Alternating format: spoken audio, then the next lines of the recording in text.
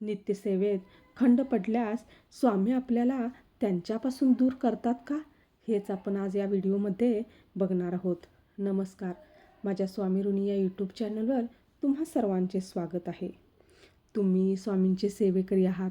नित्यनेमाने तुम्ही स्वामींची सेवा करता.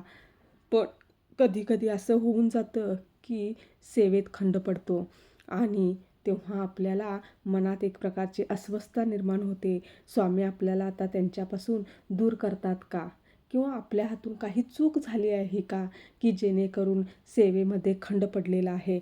या एक ना अनेक असे अनेक प्रश्न मनात गोंगावू लागतात आणि तेव्हा भीती वाटायला सुरुवात होते. तर त्याच प्रश्नाचे उत्तर आपण आज या व्हिडिओमधून बघणार आहोत की स्वामी आपल्याला खरंच त्यांच्यापासून दूर करतात का? तेव्हा व्हिडिओ शेवटपर्यंत नक्की बघा. स्वामी आपल्या भक्ताला कधीच सोडून जात नाहीत.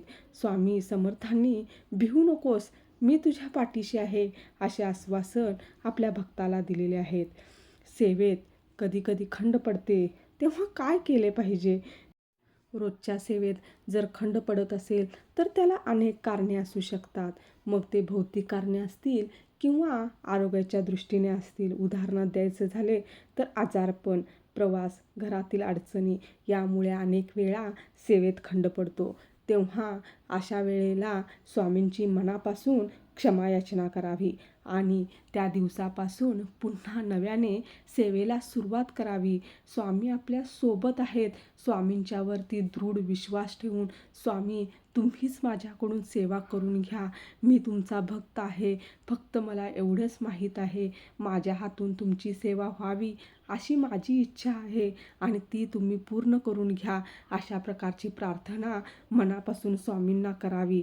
तेव्हा प्रत्यक्ष पूजा किंवा वाचन शक्य नसते, तेव्हा मनातल्या मनात श्री स्वामी समर्थ या मंत्राचा जप करून सेवा आपण सुरू ठेवू शकतो. सेवेत खंड न पडू देण्याचा हा एक उत्तम मार्ग आहे.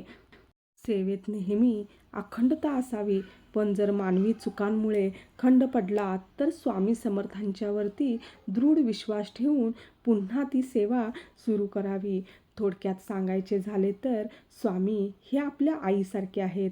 जर बाळाकडून एखादा नियम मोडला तर आई त्याला कधीच दूर करत नाही. तेव्हा बाळ जसे आपल्या आईकडे आईच्या कुशीत जाऊन रडतं, तसंच आपल्याला देखील स्वामींच्या समोर बसून त्यांची मनापासून क्षमा मागून पुन्हा प्रेमभावाने, भक्तिभावाने आपली सेवा सुरू ठेवायची आहे. स्वामी आपल्या भक्ताला कधीच त्यांच्यापासून दूर करत नाहीत. स्वामी सेवेत खंड पाडतात, ती त्यांची परीक्षा असू शकते आणि त्या परीक्षेत आपण उत्तीर्ण होणं हेच एकमेव मार्ग आहे आणि तो मार्ग म्हणजेच स्वामी समर्थांचे सतत नामस्मरण करणे. स्वामी सांगतात की तोडकी-मोडकी सेवा करा, पण ती मनापासून करा.